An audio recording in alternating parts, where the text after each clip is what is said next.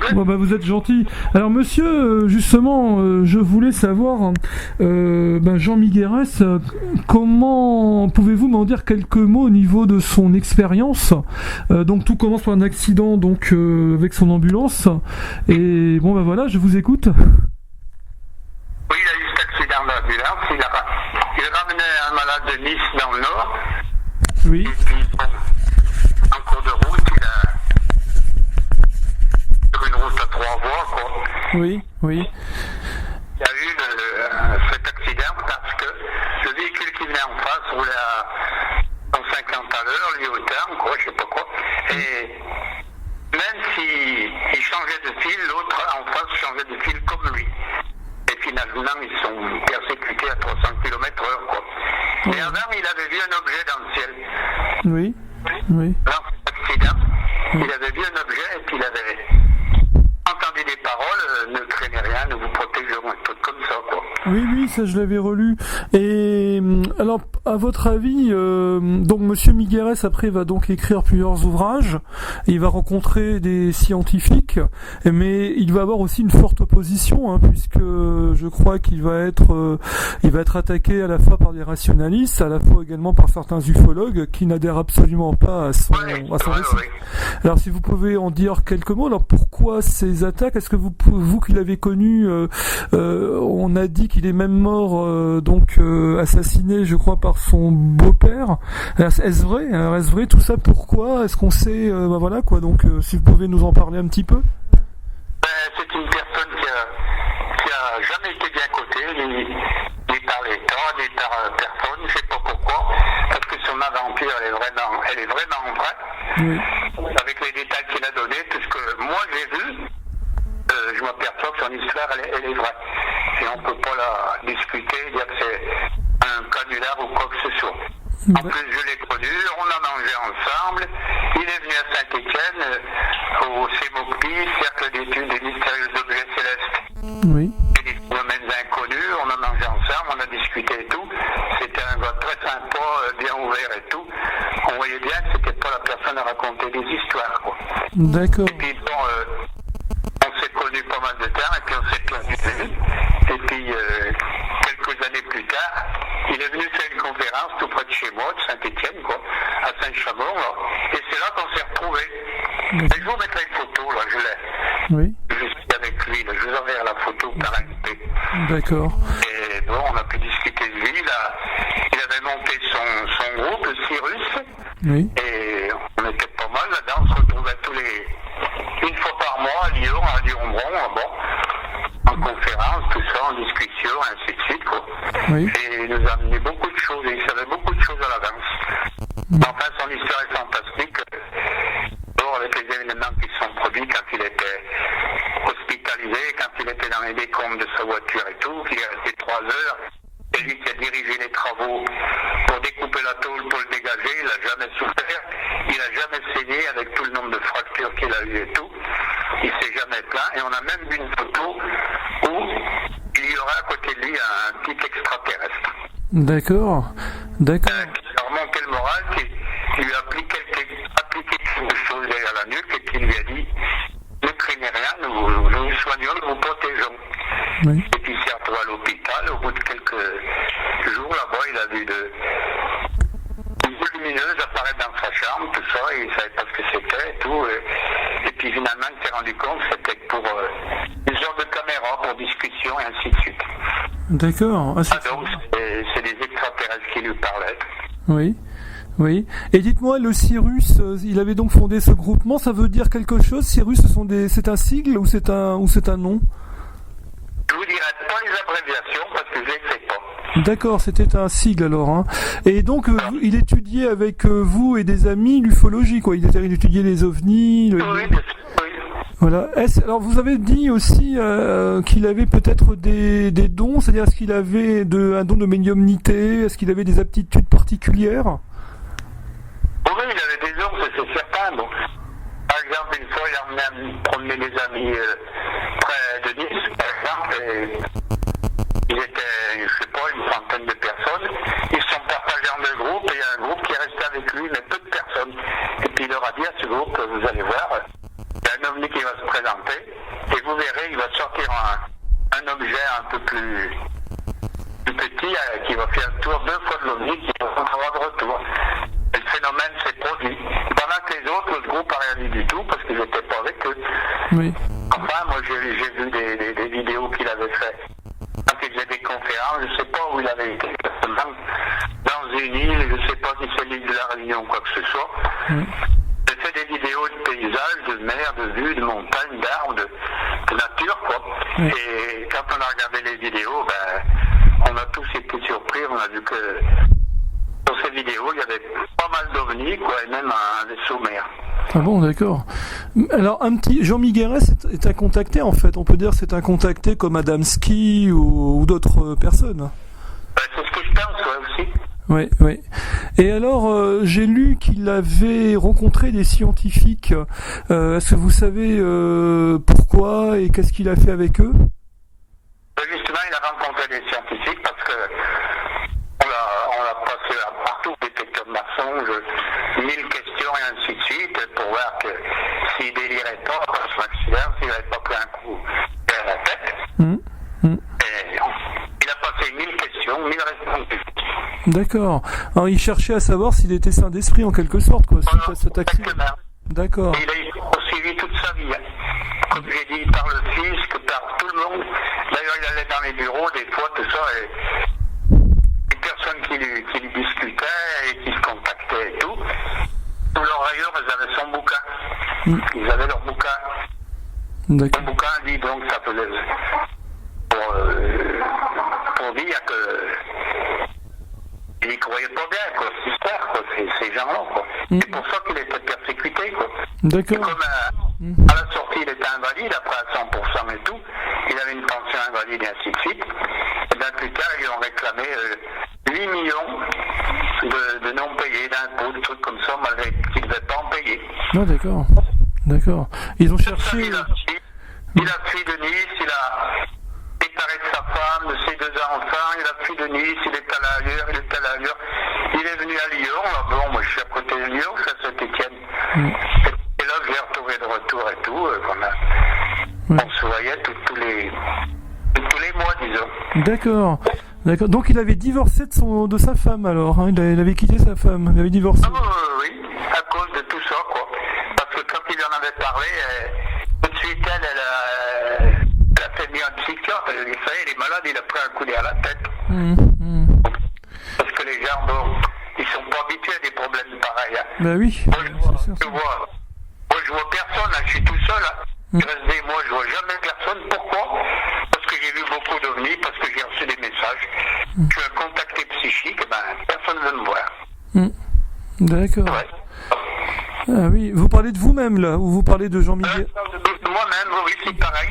D'accord. Je suis pas tout jeune, je suis pas tout jeune. Oui. J'ai à peu près 50 observations dans ma vie, des contacts psychiques, des rendez-vous avec eux. J'ai vu la soucoupe, la plus près que j'ai vue, elle était à 20 mètres au-dessus de moi. On est vu à 100 mètres, ils étaient stationnés, ils me regardaient, je le sentais, et puis je recevais des messages, et j'avais des rendez-vous, il fallait que je parte. D'accord.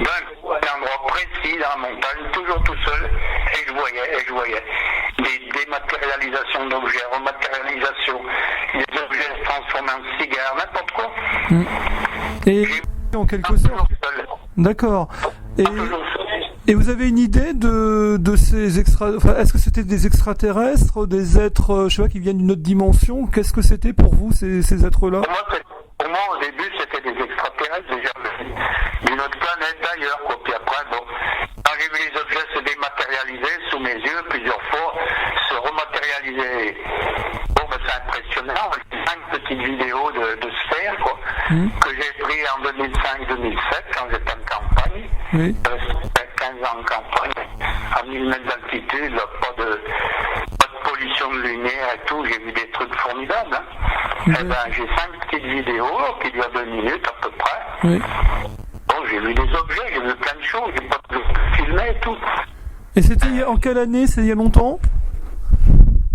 Les derniers objets là que j'ai vus, 2005 et 2007. Donc c'est récent, d'accord. Et la première observation que vous avez faite de ce type en contacté, c'est en quelle année, la première fois? J'ai vu un ovni ovnis. Oui.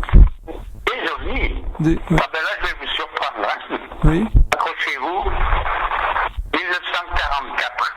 À 44, pendant la guerre? Exactement. Et vous pouvez m'expliquer ce que vous avez vu, comment ça s'est passé à l'époque? Eh ben, j'étais gamin, moi j'avais 5 ans en 44. Et vous étiez où? Vous étiez à Saint-Étienne ou ailleurs? Ouais, alors ça qui est tout, je suis ménard, on n'est pas dans la même maison, bien sûr. Oui. On voyait le ciel, le soir, on voyait tout. Et puis c'était la guerre, bien sûr. Bon, chaque nuit, il y avait des alertes. Et puis une nuit, on s'est levé, là, comme il y avait eu alerte et tout. On était à la fenêtre, on regardait en direction de Lyon, quoi. Enfin, c'était loin, bien sûr. Mais on voyait Saint-Chamond. Et là, il y a 10, 12, peut-être 15 boules lumineuses qui se sont présentées. Oui. Rouge, orange. Oui. Et elles sont restées stationnaires pendant très très longtemps. C'était pas des ballons sondes, c'était pas des fusées éclairantes parce que ça serait retombé. Oui. Et déjà là, j'ai dit à ma mère, j'ai dit, mais qu'est-ce que c'est que ces boules lumineuses? J'ai déjà dit à l'âge de 5 ans. Oui. Ça a commencé là. Ah oui, c'est incroyable. Et l'observation a duré longtemps? Ces boules-là? Oui. Ouais, un quart d'heure, 20 minutes. Ça Un bougeait quart pas. d'heure, 20 minutes. Hein. Et, Oui. et On avait l'impression qu'ils regardaient la guerre. ah oui, qu'ils regardaient, oui, qu'ils observaient, quoi. Ouais, parce qu'il y avait pas mal de bombardements. D'accord. Et vous avez été le seul témoin ou il y a eu d'autres personnes qui ont vu ces boules? Ma maman, mais bon, elle est décédée, bien sûr. D'accord. Ah oui, ça a dû vous, en tant qu'enfant, ça a dû vous marquer, effectivement. Et ça m'a marqué, quoi, bien sûr. Ah là là. Donc, il y a eu l'année 54 aussi. Oui. Entre août et septembre, j'ai vu 4 objets, quoi. Oui.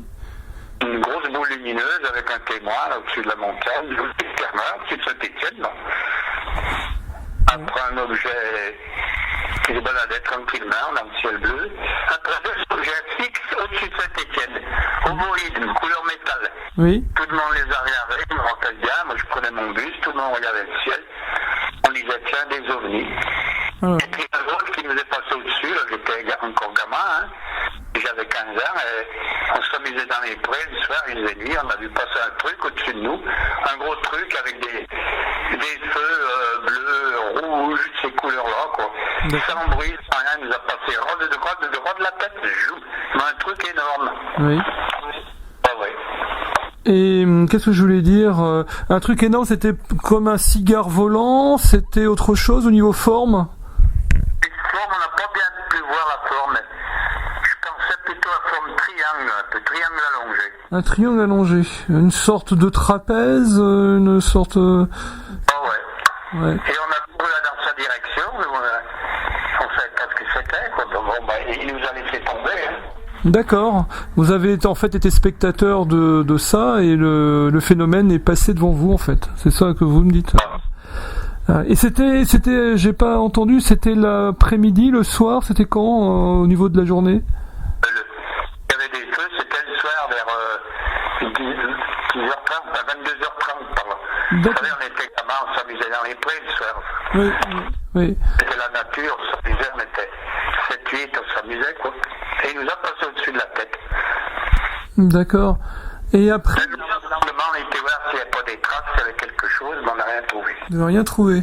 Et ensuite, il y a eu d'autres observations. Alors, vous me dites que ça a été dans le temps étalé, vos observations. En fait, il y en a eu... Oui, toute ma vie, même maintenant, je ne peux pas prendre des photos, parce que j'ai toujours quelque chose dessus. Ah, c'est curieux. J'en ai pris encore hier, j'ai encore quelque chose dessus. Je suis en train de le regarder.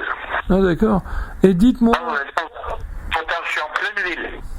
Pardon. On n'est pas dans la montagne, on est en banlieue, un peu de ça. Oui. J'ai en un trou, et j'ai un peu de ciel que je vois, les photos, il y a quelque chose dessus. D'accord. Alors, c'est pour ça je faisais partie d'un groupe à Paris. Ils n'arrêtaient pas de me questionner, si et là, et que c'est pas normal, expliquez-nous ça et pourquoi. Alors, ils me foutaient la lourde, j'en avais marre. Ils disaient, mais je vous ai envoyé des photos, je vous ai tout expliqué. Ça ne faisait pas, il faut leur donner mieux de détails. Oui. Ouais, je comprends, oui. Et dites-moi, pour revenir à Jean Miguérès, des fois on lit sur le net que cet homme donc a été assassiné par son beau-père parce que soi-disant il trompait sa femme à Terre-Larigot. Comment? C'était même son beau-père. il le prenait pour un gourou. Ah, d'accord. Au D'accord. mois donc il a été assassiné en juillet, je me rappelle. Oui. 2-3 mois avant, les avant-dernières réunions qu'on a eues avec lui, il nous avait dit on va me tuer, je vais prendre une balle derrière la tête. Ah, d'accord. Il nous l'avait dit. Il avait été déjà menacé alors? Ou il avait... Oui. Ouais. Parce que c'était le monsieur, le père de sa compagne en somme. D'accord. Il le prenait pour un gourou, mais c'était pas gourou du tout, hein. Oui. Rien à voir.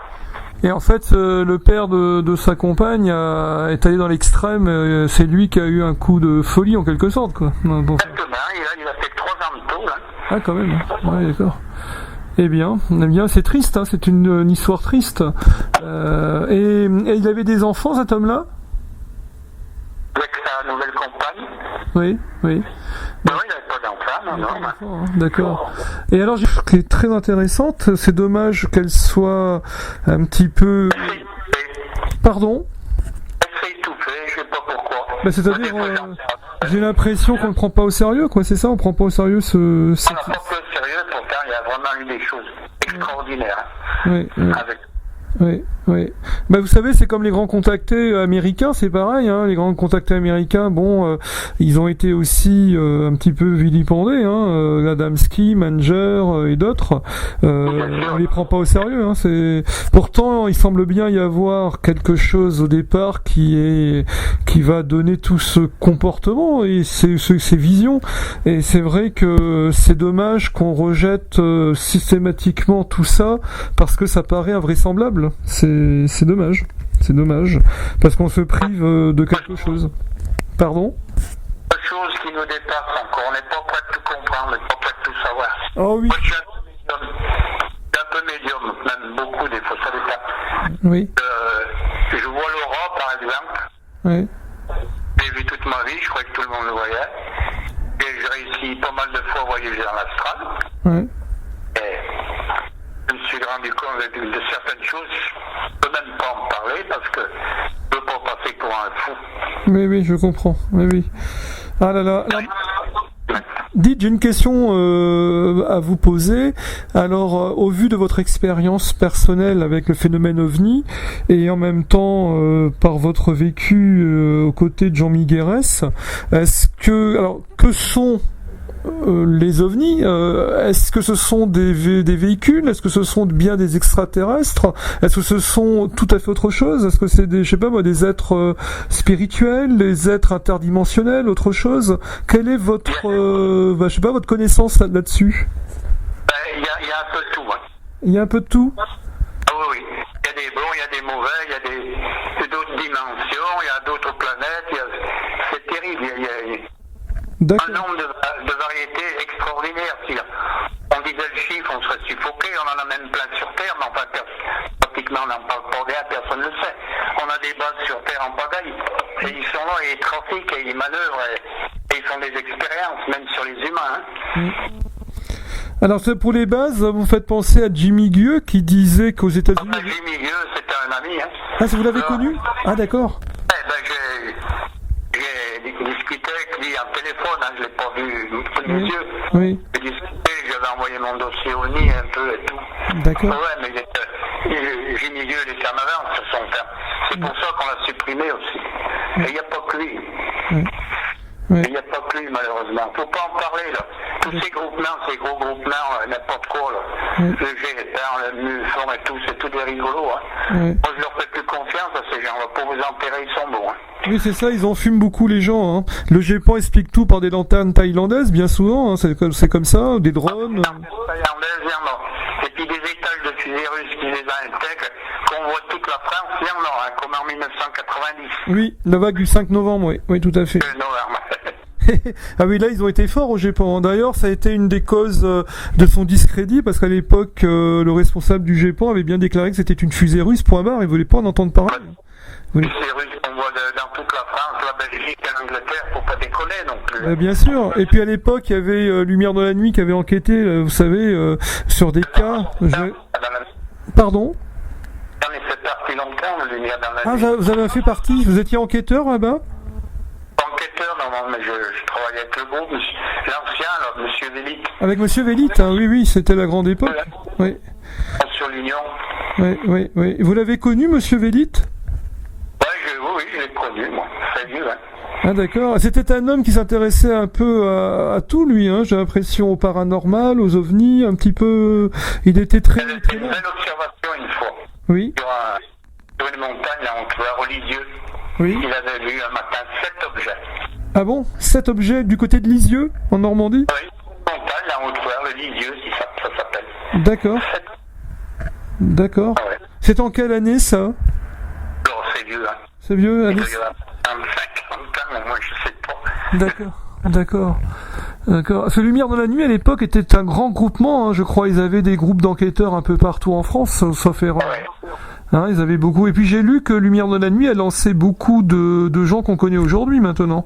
Hein, j'ai vu qu'on écrit dans les colonnes. Il y a Monsieur, comment il s'appelle, Jean-Pierre Petit a écrit dans LDLN. Il y a Jean-Marie Bigorne, hein, qui était un grand enquêteur LDLN, etc. Oui. Etc. Hein. Moi, je leur ai écrit, je leur ai envoyé des photos d'OVNI et tout. J'ai jamais eu de réponse. Pourquoi j'en ai fait partie longtemps. Oui. Ah là là. Ouais.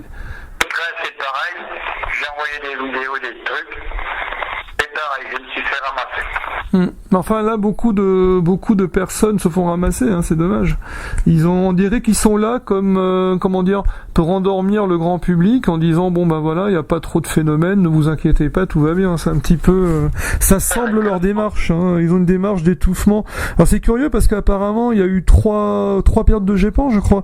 Le premier GEPAN, mais le premier de 77 semblait plus ouvert et c'est après qu'il y a eu, semble-t-il, une note politique. Hein, c'est ça. Hein. C'était différent après. C'était différent, voilà. Ils ont eu, je pense, ils ont été, comment dire, un peu, on les a muselés, quoi. Hein, et en même temps, ils étaient obligés peut-être de dire des choses. Enfin, c'est compliqué. Hein, c'est le moins possible. Sur 100 corps, à la sortie, il n'y en avait plus que 2 de bons. Ils n'étaient pas sûrs. D'accord. Ça démolissait tout. Ah oui. Ah non. Je m'en quitte pas tout seul. Je sais ce que je sais et je sais beaucoup de choses.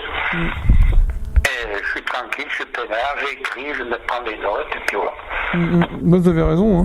Je pense qu'il faut rester indépendant et puis continuer ses recherches parce que sinon. Ouais, mais maintenant, moi je veux pas continuer longtemps dans l'état que je suis alors.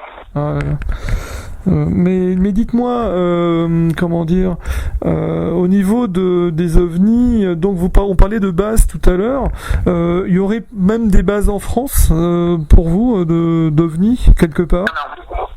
Il y en a souterraines bien sûr, il y en a dans la mer et puis des chouettes trucs, hein. Faut pas rigoler là, attention. Hein. Oui. Il n'y a que nous qu'on sait rien. Oui, voilà, oui. Même en France, au plateau d'Albion, par là-bas, il y a un petit extraterrestre qui a été vu, un petit rire. Et tout le monde rigole, c'est pas vrai, c'est impossible. Maintenant, il y a des bases ailleurs, il y en a de la face cachée de la Lune. Moi, je les ai vus en astral.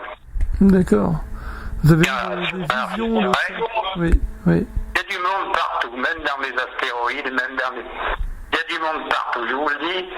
C'est dans le temps qui viendra, dans les futures années, dans une cinquantaine d'années, on dira, ben oui, il y a ça. Il y avait ci, il y avait des villes, il y avait des bois, il y avait ci.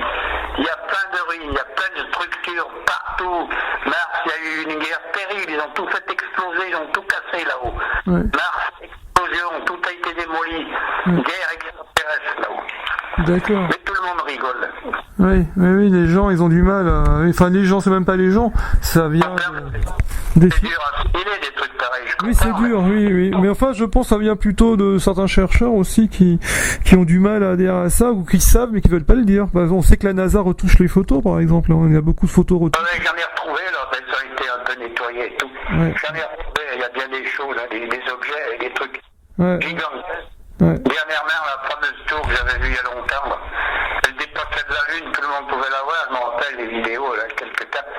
Elle fait 35 km de hauteur. Oh là là. C'est pas naturel. Hein. Ah bah non, c'est impossible.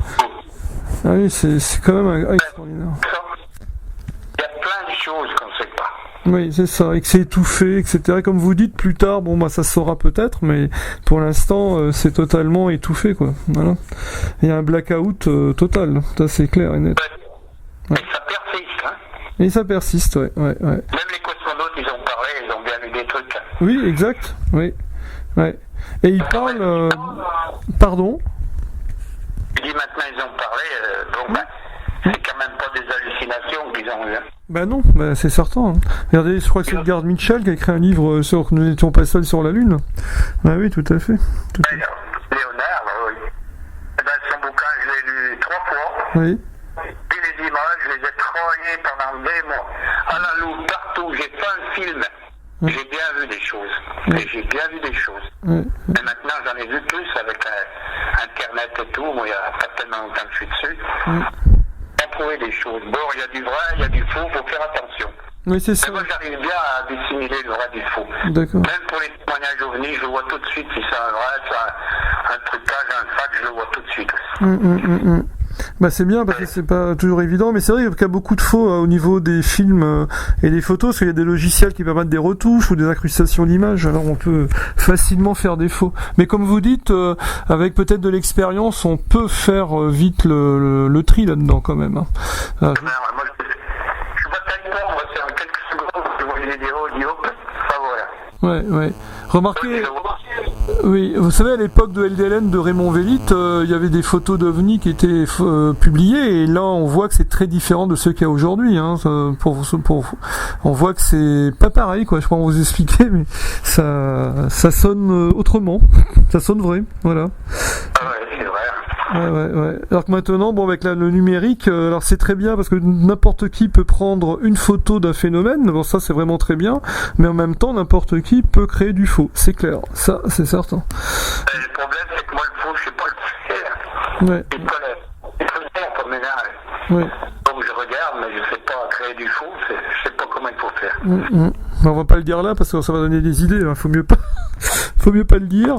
Mais c'est vrai que c'est très dommageable, mais bon, en tout cas, le phénomène OVNI, lui, il s'en fiche de tout ça, hein, il est toujours là, et c'est vrai que ça pose toujours les mêmes questions, c'est incroyable. Ce qu'on lit les vieux livres, je sais pas si vous êtes d'accord, des années 70 ou 60, et qu'on lit la littérature d'aujourd'hui, ce qui change, c'est nos théories pour expliquer le phénomène OVNI, mais par contre, lui, le phénomène, il semble toujours pareil, c'est toujours les mêmes modes d'apparition, c'est les mêmes choses, c'est très étonnant, ça ne varie pas, quoi. Et la couleur, vous m'avez parlé tout à l'heure d'une couleur rouge-orangé, j'ai remarqué que dans les phénomènes OVNI, il y a beaucoup cette couleur qui revient de rouge-orangé, ça revient souvent. Et pourquoi? En 54, là, la première boule que j'avais vue, là, en 54, au-dessus de la montagne, j'avais quelqu'un avec moi, un témoin, c'était une boule rouge-orange, elle avançait en zigzag, au-dessus de la montagne, là où je suis maintenant, en 54, et le voisin, il m'a dit, tiens, voilà les martiens qui arrivent. J'ai dit, ouais, certainement. C'est cette année où il y a eu pas mal d'observations. Oui, c'est la grande vague de 54, oui, ça, en France, ça a été énorme. Ouais. Et des fois, moi, j'avais des rendez-vous, hein. Ouais. Ça me prenait le dimanche après-midi, j'étais chez mes beaux-parents, je me faisais chier, enfin, ça c'est autre chose. Et puis tout d'un coup, ça me menait dans la tête, il faut monter à la cime de la montagne, il faut y être dans 3 quarts d'heure. Et je partais, je dis, je veux faire un tour, puis je partais. Je montais à la cime de la montagne, en face de chez moi, il y a une sacrée grimpe, je peux vous envoyer la photo, vous verrez. J'arrivais là-haut, tranquille, j'étais avec mon chien, et je m'assoyais, je regardais du côté du couchant, de l'ouest, tout ça. Puis je vois un truc briller, je dis, tiens, l'ouest, oui. Il fait encore un peu jour. Et c'est tellement Vénus, comme je fais de l'astronomie, je connais bien les étoiles et tout. Et puis le point brillant, il s'est éteint, il s'est rallumé plus haut, plus gros. Il a fait ça 2 ou 3 fois, il a avancé en zigzag, il a monté, il s'est rallumé. Alors là, j'ai dit, oula, c'est pas normal ça. Alors j'ai pensé, j'ai dit, si vous êtes un ovni, devenez bien plus lumineux. Le truc s'est mis à briller, je sais pas combien de fois de plus. Il a redisparu, j'ai jamais vu son déplacement, mais quand il réapparaissait, il était encore un peu plus haut à l'horizon. Et à la fin, j'ai dit, si vous êtes un ovni, venez dans ma direction. L'objet s'est transformé en cigare, un cigare lumineux, il est venu au-dessus de moi. Et mon chien s'est mis à aboyer. Ça a duré 6 6 minutes, hein, c'est pas 3 secondes, hein. Oui, 6 minutes. c'est long, oui. Oui. Impressionnant, et c'est pas la première fois, moi, comme ça. Et d'autres histoires, c'est pareil, hein. En fait, il a interagi avec vous. Vous aviez, avec votre volonté, ce truc a interagi, visiblement. Hein. C'est pas la première fois, j'en ai eu d'autres, c'est encore pire. Ouais. Quand je rentrais ma voiture au garage, comme me disait, il faut remonter là-haut, sur la montagne en voiture, et puis je remontais, puis là, je me sentais observé, puis je vois la soucoupe, elle était à combien de mois? Je sais pas, moi. 150 mètres, stationnaire.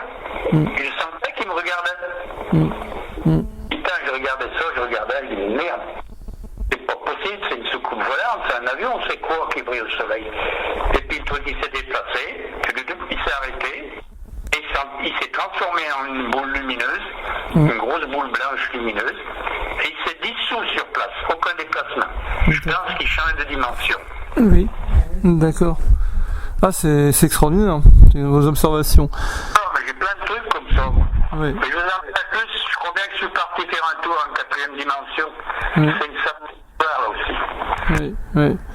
Histoire, j'ai vu 15-20 variétés d'extraterrestres, j'ai vu des paysages fantastiques, j'ai vu des rivières, des plantes, des animaux que j'ai jamais vus sur Terre.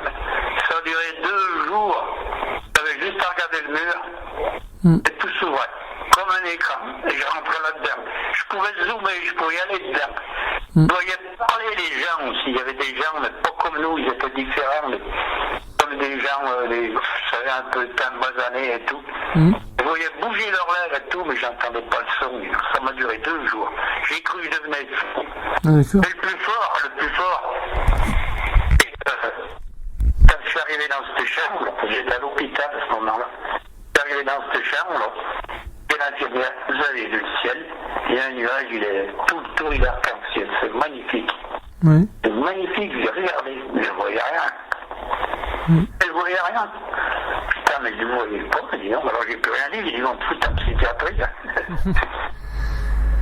D'accord. Parce que je vois dans le ciel plein d'objets qui se déplaçaient, des blancs, des noirs. Alors quand le ciel était foncé, l'objet était blanc, quand le ciel il était noir, l'objet était blanc, ça défilait dans tous les sens, toutes sortes de formes, à toute bille, à des vitesses fantastiques qu'on ne voit pas à l'œil normalement. Et là, j'ai eu la chance pendant 2 jours de les voir à l'œil. D'accord. Ah, c'est Incroyable. C'est incroyable. Mais maintenant, je le sais, et quand je fais des films chez moi, là, sans bouger de chez moi, la fenêtre, je fais un film dans le ciel, comme ça, je vois rien du tout, je mets la vidéo, je regarde image par image, je vois plein de trucs. Je peux vous envoyer des photos. Hein, ah bah je veux bien, oui, par privé, là, je veux bien voir, oui. Ça m'intéresse. Ah, c'est... des trucs sur des drôles de formes qu'on ne s'attend pas du tout. On ne peut pas les voir à l'œil nu. C'est impossible. Ils vont trop vite. Oui. Ils voyagent dans une autre dimension que le temps et l'espace différents. Pour eux, le temps est différent, oui, c'est ça. Hein, il n'est pas comme le temps sur la Terre. Oui. C'est pas pareil, oui. C'est pour ça que j'ai plein de trucs comme ça, moi. Ah, c'est étrange. Au revoir, monsieur. Au revoir.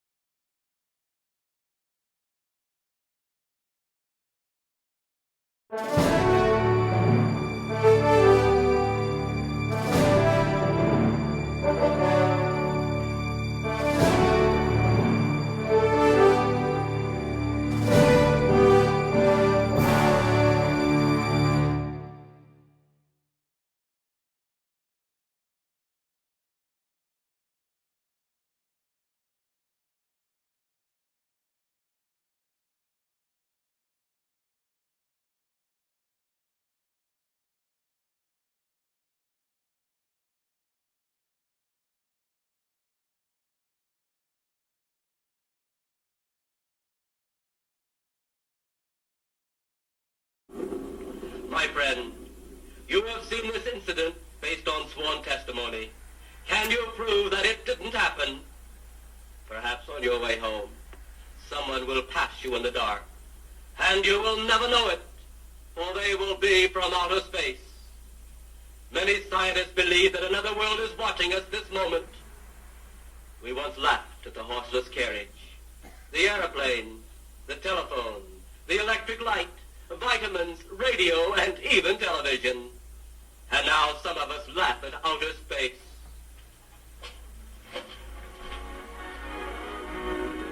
God help us in the future.